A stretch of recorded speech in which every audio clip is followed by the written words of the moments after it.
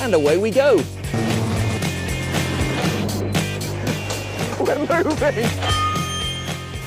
They were the machines that made Britain great. Fast, revolutionary, and sometimes downright dangerous. These are the stories of our engineering masterpieces that shook the world and drive the way we live today.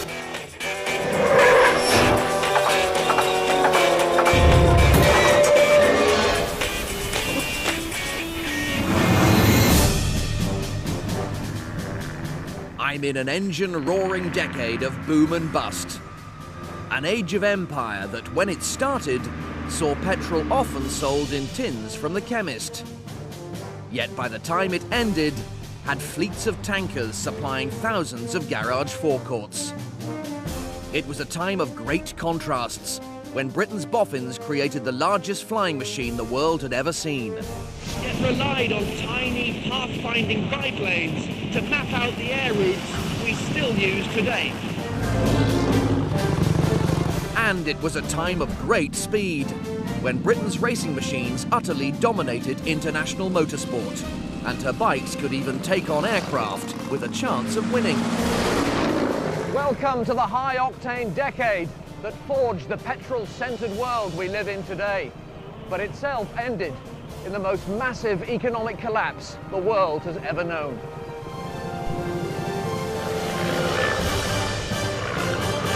Welcome to the 1920s.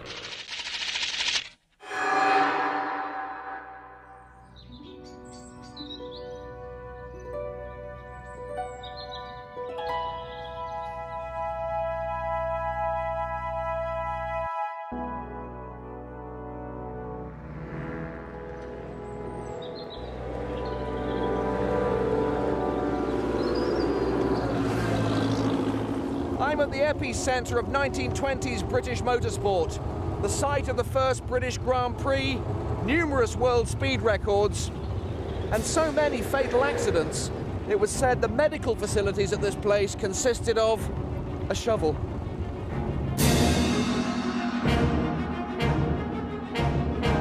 This is the wonderful, insanely fast banked circuit of Brooklands. A specially built 2 3/4 mile cauldron of speed, to which people poured throughout the 1920s to watch the drivers dicing with death up on the banking that loomed over everything. Whether you lived or died here depended on how you drove those towering walls. Turn a fraction too late and you'll fly over the top of the banking. But get it right, and the banking will slingshot you at great speed down towards the main straight.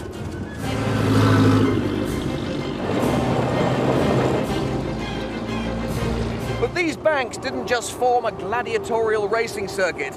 They'd also been specially built as a vehicle testing arena, where for 10 shillings an hour, manufacturers could come and develop their machines. Making this place the hub of 1920s British road car design, but also meaning the British road cars developed here were very much at home on the racing track. None more so than those created by the man whose fabulous car I'm driving today. His name was W.O. Bentley. A train and plane engineer whose move into vehicle manufacture had resulted in massive high-tech touring cars that the French had the cheek to dub les camions le plus vite, or the world's fastest lorries. But what lorries? Just look at this engine. For its time, it was absolutely cutting edge, reflecting Bentley's experience in designing engines for fighters. In there are revolutionary aluminium pistons, unlike most other cars of the day, but just like the aluminium pistons Bentley had designed and fitted to Britain's World War I fighter planes, transforming their performance and copied by aircraft the world over. But it's not built like a plane engine, it's built like a train engine. Meaning it went like stink and lasted forever. Like the rest of his machine. What you got of it A massive girded frame to hold the engine and wheels, a steering wheel, and a wooden box to sit on. And that was it. Bentley didn't do seats or bodywork. You bought your car raw and had the comfy bodywork fitted elsewhere. The French might have sneered at them, but Bentley had the last laugh. In 1923, France announced a grueling 24-hour race, an extreme test of speed and endurance that has become an international motor racing classic still run to the present day, and whose winners are lauded as the greats of world motorsport. Le Mans. Very first to enter was an ordinary British Bentley, driven by Bentley salesman John Duff, with WO's own test driver Frank Clements on board as mechanic.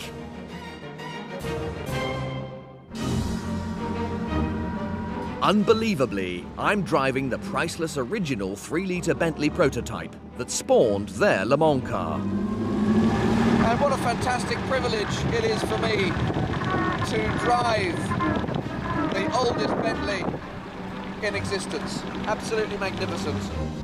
And just as Duff and Clements found, driving this car on a flat circuit like Le Mans, rather than on Brooklands banks where it was developed, created its own problems. Believe me, driving an early Bentley at speed on a flat circuit was, like everything else about the man and his cars, a game of utter contrasts. On the straights, that massive high-tech engine made the car so fast it was practically unbeatable, blasting it along at a staggering 98 miles an hour. But once it got to a flat bend, it was a completely different story. Unlike the banked bends of Brooklands, which guided the cars round at massive speed with little braking, with flat bends you have to slow down a lot to get round them.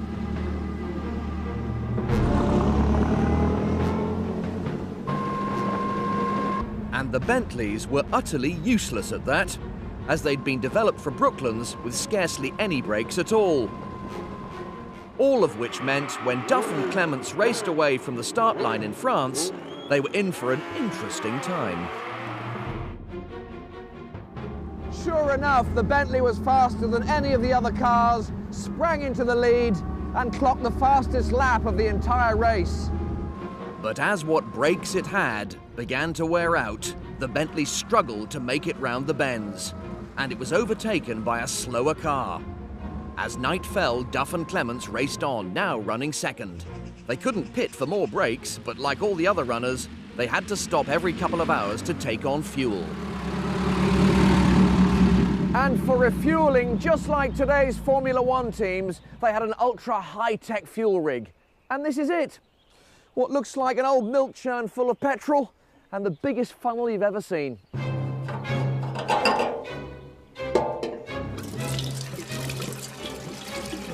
As the sun came up, they were still running second, when disaster struck. A stone punctured their fuel tank and they ran out of petrol miles from the pits. There was nothing for it. Duff ran the 3 miles back to the pits where Clements was waiting. Clements borrowed a bicycle, lashed a churn of fuel onto it and pedalled back to repair the car, with cork and a lump of soap. In the end, they came in fourth. It wasn't a victory, but W.O. Bentley was completely hooked and described it as the best race he'd ever seen. He and his drivers, the so-called Bentley boys, would be back throughout the 20s, this time with decent brakes. In 1924, they won by 10 miles. The Bentley's unique mix of speed and strength made it unbeatable over 24 hours. Now it could stop. They won again in 1927, 1928, and most spectacularly in 1929, when they were first, second, third, and fourth. Making Le Camion le plus vite, not just one of the greatest racing machines of the decade, but one of the greatest racing machines ever. I love it. Absolutely love it. Today, having been in privilege to drive 2 of the great vintage Bentleys. Oh, that's a timely moment. We probably need to give it a bit of a pump there. Or do we? No, we don't. That is a timely moment, isn't it, really? It's still the greatest car of all time, believe me. But when you're 89 years old, you're entitled to conk out every now and then, I would have said. And that was probably my bad driving, actually, that did that, not the car. Motor racing and the dashing Bentleys epitomised the 20s, a decade described by some as a 10-year party celebrating the end of World War I. Queens of the party were the flappers, young women who were cutting their hair short and their dresses shorter to embrace Britain's new craze for dance and jazz halls. The ex-soldiers were partying too, buying up as many newfangled boys' toys, gadgets and gizmos as they could get their hands on. And while the cities partied at their centres, they spread out at their edges, building comfortable new suburbs for the returning troops. So-called homes fit for heroes that came complete with lawns. Lawns had become a national obsession following Britain's invention of the mower 90 years previously. So when ATCO came up with their own must-have gadget in 1921, the first affordable motorised machine for cutting your grass, gadget-loving Britain went mad for it. The ATCO Standard. And you know, I think men love mowers, particularly British men, because of course that's where it all started. You can get up in the morning and see a really messy garden out there, and then you can get in the shed, get out your ATCO, fire it up, and then within an hour, depending on the size of your lawn, you've got a nice, beautiful striped lawn. Instant results. That's what it's all about. Instant results. Because, of course, the ladies love a straight.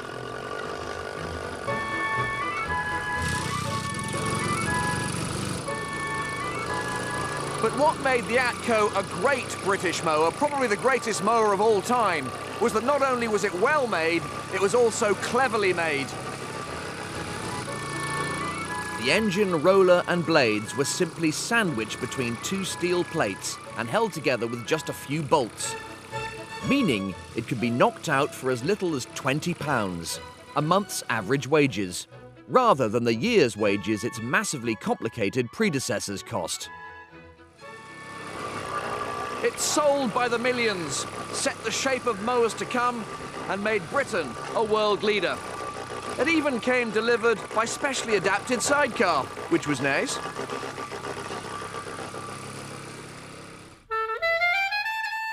In fact, most things in the 20s were delivered by sidecar. There were even sidecars specially adapted for delivering motorbikes.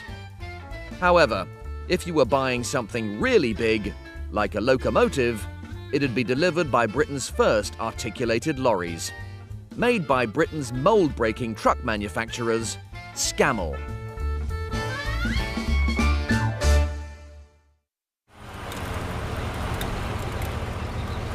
Set up in 1920, Scammell's lorries led the world, literally the world, as their machines weren't designed just to run on the smooth, civilized roads of the mother country.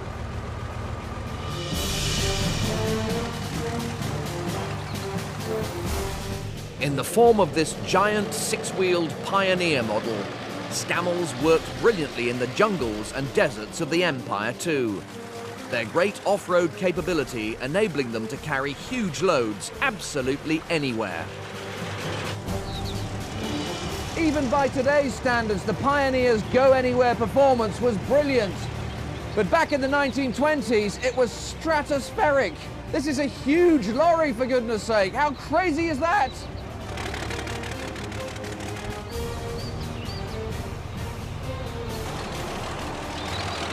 Scammell's chief designer, Oliver North, had made the concept of a go-anywhere lorry possible by inventing a world-beating suspension system in 1927. Effectively, a seesaw with wheels at either end, that lets the wheels move up and down as much as 4 feet, so they're always in contact with the ground. It was so far ahead of its time, it was produced right up to the end of World War II, where the Pioneer was used as a tank transporter.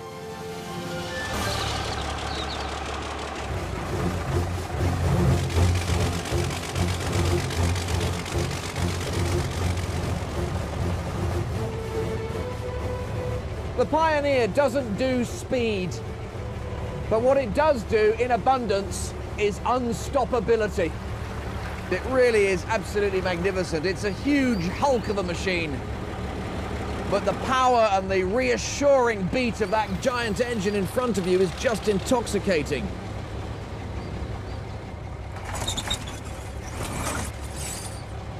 Whilst all that power doesn't just go to 2 wheels like it did with most lorries of the day, it goes to 4, which means that if one of your wheels gets stuck in the rough, you've still got 3 more to drive you along.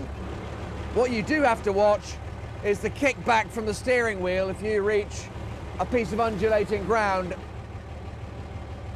On a certain amount of, it'll do its own thing. If you come across a very sharp undulation, it will kick back at you and it could take your fingers off, which wouldn't be very nice. When it comes to off-roaders, this is the king. What a beast. The giant lorry was employed all over the British Empire, perfect for hauling logs out of jungles and forests where roads were few and far between. But the role that made the Pioneer truly great took it to the Empire's deserts, where it was instrumental in forging the world we know today.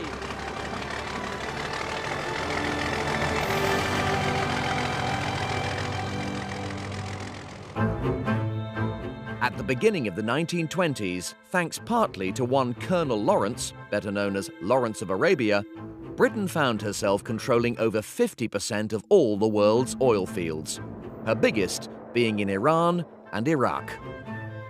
But that oil was untapped, underground. Whilst back in Britain, petrol was still in such short supply following World War I that it was rationed up to 1919, and often just sold in tins from the chemist.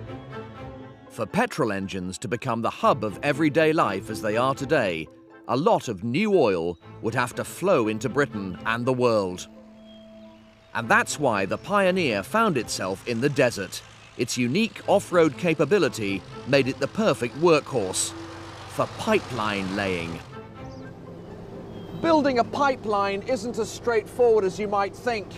It was 628 miles from Britain's biggest Kirkuk oil field in Iraq to her tankers waiting on the Mediterranean coast.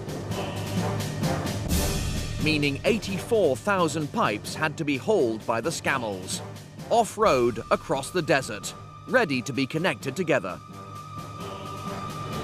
The last 55 miles presented the biggest challenge because it ran steeply downhill from the 2,000-foot-high Arabian plateau all the way to the sea.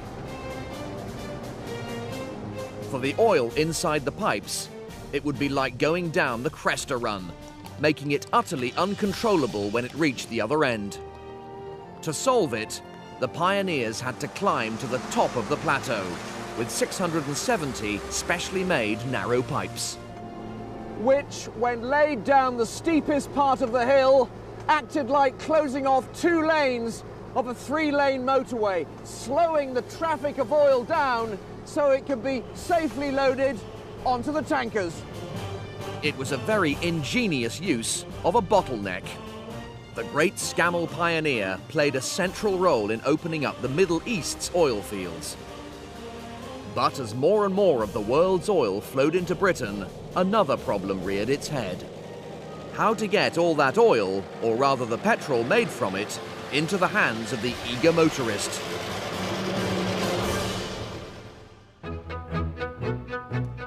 Chemists and tins could no longer cope, which is why an institution we now take completely for granted as having always been there was born. The garage forecourt with petrol pumps. This is one of those very early petrol pumps. She's a Gilbert and Barker T8, known lovingly to motorists of the day as the Fat Lady. She's a sturdy affair, cast iron and over 7 feet tall. Up front in her ample bosom, she's got 2 iron doors hiding her pumping mechanism, which consists of a hand pump connected to an underground tank. The attendant had to be fairly dexterous, turning the handle at the rear here, while at the same time craning around to read the dial. There we go, one of those, and then again. I like this fat lady. The fat lady stopped singing. Fat ladies sprang up all over the place, outside cafes, shops and even pubs, supplying an ever-growing horde of motor vehicles. But as the demand for petrol went through the roof, another problem reared its head. How on earth do you safely transport it in bulk to the petrol stations? A problem solved once again by Scammell. Transporting liquids is an absolute nightmare. As soon as you move off, they start to slosh around. The more you stop, start and go around corners, the more they slosh. Until at some point, they form a bloody great wave. And that wave would be enough to tip your lorry over unless it was massively heavy, only leaving you with enough power to carry a small amount of liquid. Luckily, the boffins at Scammell came up with a solution. And this is it. The Scammell frameless tanker. Sadly, there seem to be no 1920s petrol ones left. But what makes this machine great is that ever since Scammell built their first one in 1926, whether you were transporting bitumen, petrol, or any other fluid, this became the shape of bulk liquid transporters worldwide, right up to today. Inside, many had lots and lots of separate compartments, so any waves that formed could only travel a small way and never gather enough energy to tip you over. Whilst outside, there's no frame. On Scammell's tankers, the wheels simply bolt onto the heavy tank, minimising overall weight and maximising the liquid you can carry. Genius! Another great British invention.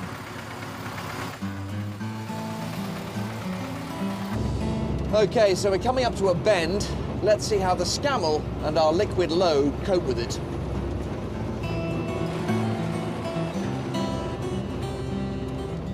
Well, it's no longer going horribly wrong in my fish tank. It's got lots of compartments, you see, just like Scammell's tankers. Look, not a sloshy wave in sight. By the end of the 20s, Scammell's tankers were helping supply the 60,000 petrol stations that had sprung up from nothing in the space of just 10 years. The petrol-centred world we know today was forming.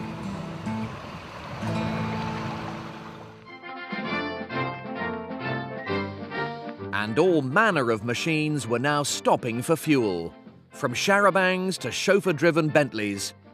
But mostly, they supplied motorcycles. Britain's motorcycle industry had absolutely boomed during the 20s, with 1/3 of all the world's motorbikes being found on Britain's roads. But there were motorbikes, and there were motorbikes. Very superior motorbikes. Lawrence of Arabia loved his Brough Superior, describing it as skittish with a touch of blood in it. But what was a Brough Superior? In the 1920s, it was the fastest, most reliable, most expensive motorcycle in the world. That's all. It would cost you the same as half a 1920s house. And just like Britain's other great speed machine, the Bentley, it was developed here, on the banked circuit at Brooklands, where it held the lap record right up until World War II, and ultimately, in Hungary, took the world bike speed record to 169.68 miles an hour.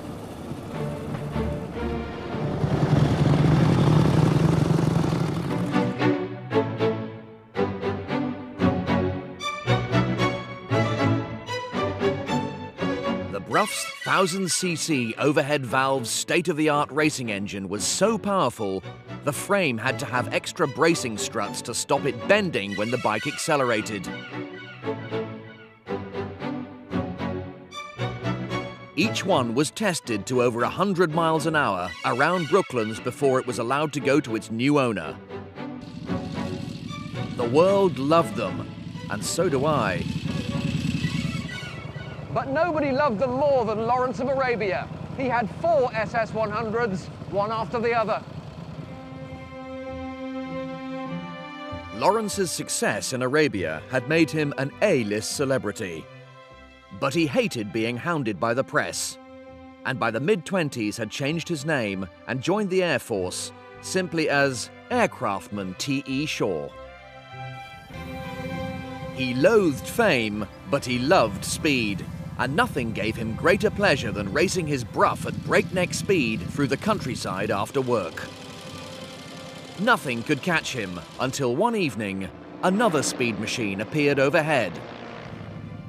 In his memoirs, he tells of what happened next.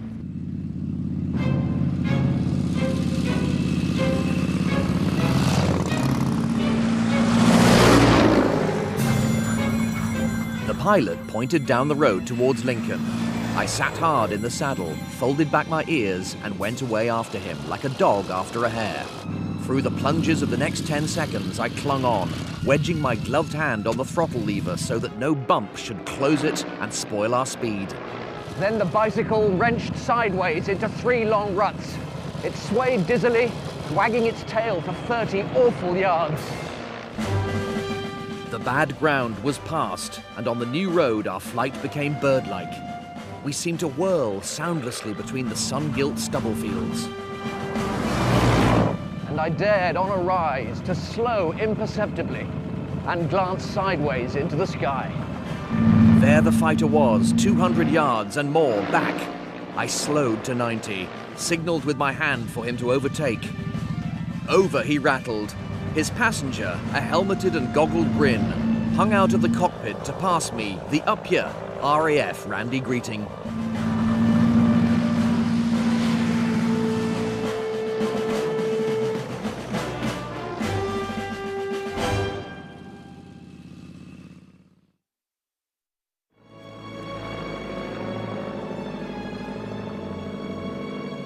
The aircraft might have lost to Lawrence that day in 1926, but the 1920s as a whole were a great time for British flying machines. And none more so than for this one, the de Havilland Gypsy Moth, which, like the Brough Superior, was a machine made truly great by its engine.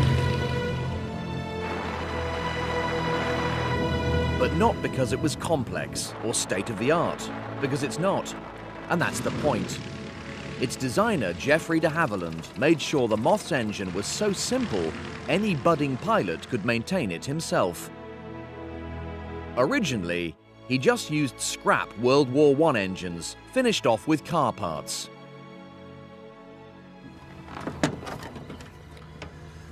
But when they started running out of scrap in 1926, de Havilland's engineer Frank Halford built these brand new but equally simple Gypsy 1 engines to put in their place.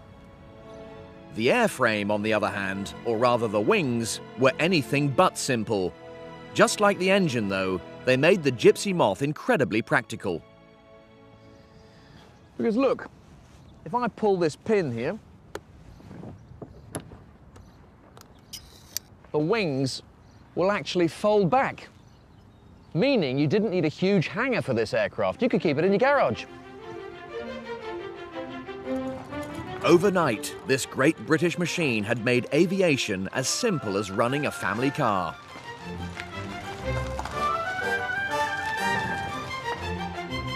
Indeed, you could use it as the family car. Look, it's even got a boot, especially designed to be big enough to take the golf clubs. It would cost a bit more than the average car, though, £750, the equivalent of £34,000 in today's money. Expensive, but very cheap for a plane. Those who could afford it flocked to buy it, including the Prince of Wales, who used his to fly to golfing matches, landing on the fairways, but the people who bought most of them were the Royal Aero Club, a national institution who were in the process of setting up flying schools all over the country.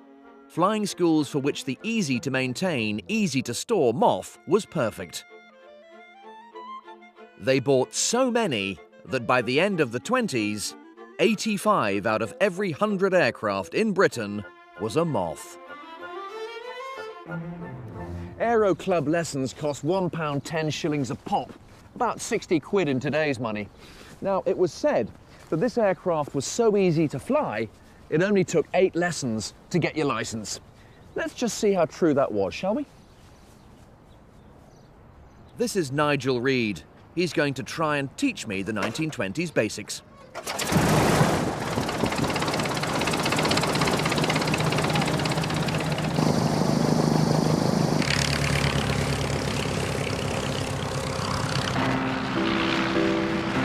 Away we go. The tail will drop around.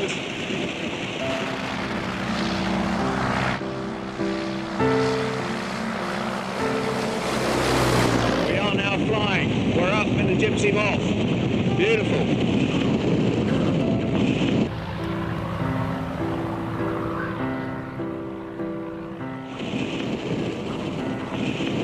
Absolutely tremendous sight. The green fields down below. We've just taken off from a field. Absolutely amazing. We could do that in one of these.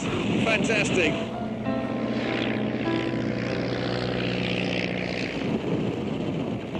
Did you want to fly the aeroplane? Yeah, if I could ever go and take him a stick if you allowed that. Yeah, that's right. When I say you have control, you say I have control, so that I know you'll fly the aeroplane. I have control. So if you like to ease the stick to the left. I'm just applying a bit of pressure to the control stick, and already the Moth's rolling gently to the left. That's lovely. If you like to pull the wings level.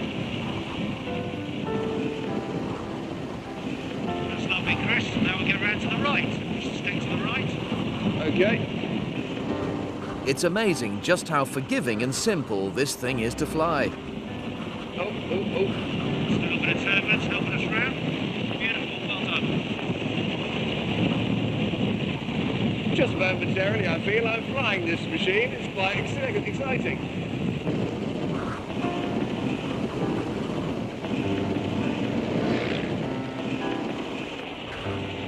I have to say, it's at moments like this I think to myself, that private pilot's license would be a good thing to have. Unbelievably, in the 1920s, a solo lap of the airfield was pretty much all you had to do to get your flying license. That, and one other thing. Engine failure was a very common event back in the 20s, so in your test, you had to switch off your engine to simulate engine failure and show you could glide down and land in a little circle on the grass. One of the things that made the Moth great was that if the engine did fail, it was very easy to repair, which meant it wasn't just the machine of choice for the 1920s flying schools, but also for the aerial explorer. A new breed of aviator who needed an aircraft that you could crash land in a jungle or a desert and get going again with a blow of a hammer and a bit of strength. People like Mary Bailey, who learned to fly in a Moth, then promptly flew it to South Africa and back via the Congo and the Sahara. Amy Johnson, who flew hers to Australia. And forerunner of them all, de Havilland's chief test pilot, Alan Cobham. In May 1925, Cobham flew the first Moth ever made to Zurich and back in a single day, just to show what the aircraft was capable of. Then in November, he set out in the Moth's forerunner, the de Havilland 50, to try to find commercial air routes to the far-flung corners of the British Empire. Places that in many cases had never seen a plane before. Africa, the Middle East, Asia, and Australia. He created routes to them all and was immediately knighted on his return in 1926 when he landed on the Thames in front of 1 million cheering fans. Cobham and his moth-flying successors, like Amy Johnson, were the pathfinders of modern air travel. Within just a few years of Cobham's flights, international airlines like Britain's Imperial Airways were following in his footsteps, flying what had gone on to become the long-haul air routes we now take completely for granted. "Fly there," read the Imperial Airways advertising poster, and helped by Geoffrey de Havilland's little pioneering aeroplanes, we now can.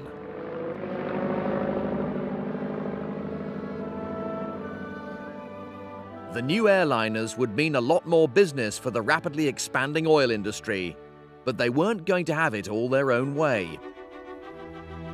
They had competition from machines the Germans had perfected during World War I. Machines that relied on hydrogen rather than petrol to keep them aloft. And machines which, unlike the new airliners that only had a very short range, could stay airborne for days, crossing oceans and continents, whilst carrying 10 times the passengers of any aeroplane in infinitely greater comfort. Airships. They seemed the perfect vehicles for linking the vastness of the British Empire. So in the 1920s, Britain began building passenger airships of her own. The biggest of all taking shape in this immense 800-foot-long hangar at Cardington, the R101.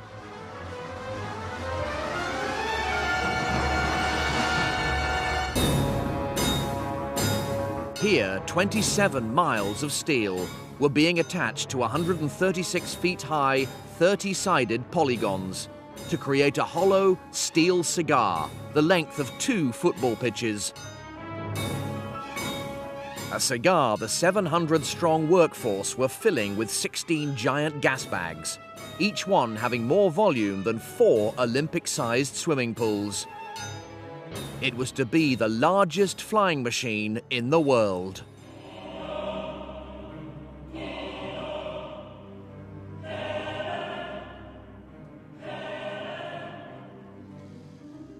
The R101 was so big, it only just fitted in this enormous space. There were literally only a few feet to spare. So how could something that big possibly fly? And how did you drive it? Let me show you.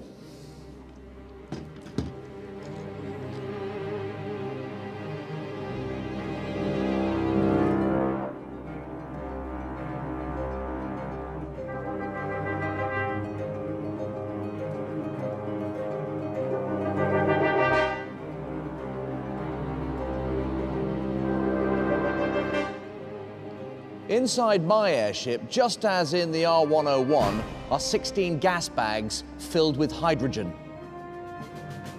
Just enough hydrogen to lift the airship off the ground and hover. No more than that. It's effectively weightless, like a ship floating on the sea. And just like a ship, if you give it a push, it'll head off in the direction you're pushing it in. Which is where the R101's giant engines came in, pushing the ship along. Unlike the sea, though, the air's three-dimensional. So to let the R101 go up and down, it had giant steel fins, each the length of 3 gypsy moths, fitted to its stern. Move the fins, and behaving just like a submarine, it'll rise and fall. But it's much more complicated than an airborne submarine, because the hydrogen inside misbehaves. As it heats up in the sunlight, it makes the nose or tail go up and down all by themselves. All of which meant that the utterly enormous R101 was as complicated to drive as it was to build.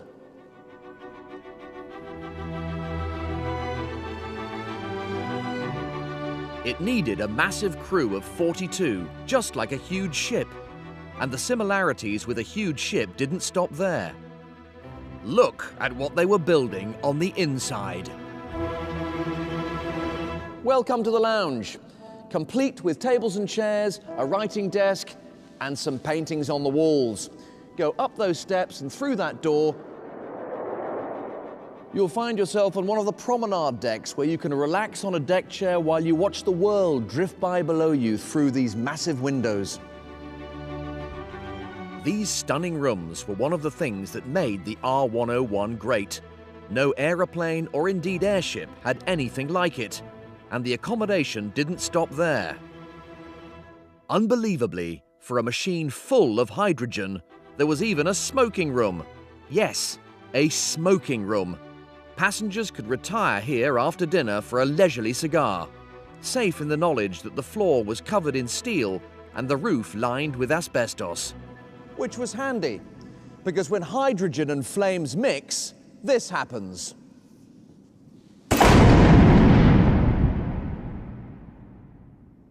And there was an awful lot of hydrogen on board this ship. Enough to fill 52 Olympic swimming pools. So how did airships get their hands on that much? Were the Twenties, as well as developing roadside petrol pumps, developing airside hydrogen pumps too? Well, actually they were. Very big hydrogen pumps, fed by gas plants, at airship refuelling stations all over the British Empire. Cardington's hydrogen plant, now in ruins, was on the hill next to it, with an array of pipes running down under the walls into the shed, ready to fill and lift the giant airship. But even going at full chat, it still took 19 days for the hydrogen from the plant going through these pipes to fill R101. It was only then, in 1929, that the boffins, who'd been building the airship in here for 3 years, suddenly realized they had a problem. A very big problem.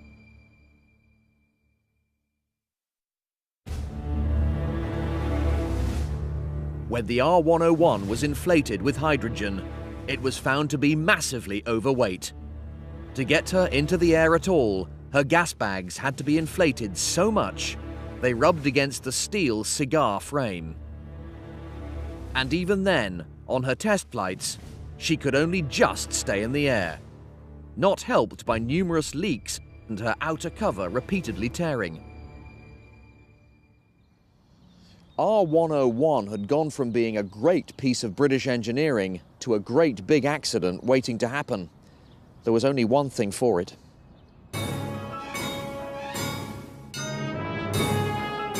Drag her back into the giant shed, cut her in half, add 45 more feet, and another 4 Olympic swimming pools worth of gas bag, and replace the entire cover. After working flat out for 2 months, so she'd be ready for her first commercial flight as advertised, the work was completed in September 1930. And the biggest flying machine in the world, now a staggering 777 feet long, was pulled back out of the shed by 400 workers. On the 4th of October, she took off with 54 people on board, heading for India. She followed the same aerial route as I am, crossing the channel at Hastings. At around 2 a.m., she flew into heavy rain, and things started to go horribly wrong.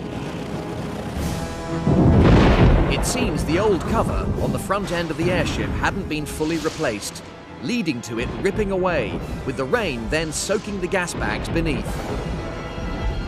This would have caused the hydrogen to cool down, reducing the lift in the airship's nose, resulting in a steep, slow dive. The 42 crew desperately tried to get her level again, but at 8 minutes past 2, she ploughed into the ground, just down there, Beauvais in France. Her hydrogen ignited, and she blew up, killing 48 of the 54 people on board. Britain's airship program was cancelled immediately, with her remaining airships broken up for scrap. A few years later, with the tragic destruction of Germany's Hindenburg, the rest of the world gave up on airships too.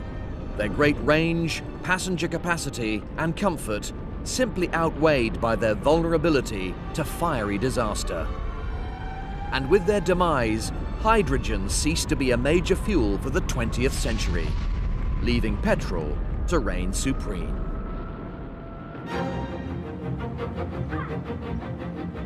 Nowhere more so than at a racing circuit 130 miles from where the R101 crashed. Le Mans 1930, where W.O. Bentley's cars were once again coming in first and second. But this was to be their swan song. Because with the end of the 20s came the biggest economic crash the world had ever seen. And with it, the 10-year party of roaring machines, dancing queens and adventurous dreams came to an abrupt end, leaving a very nasty hangover. Many of the cutting-edge, high-tech companies founded at the start of the decade simply went to the wall.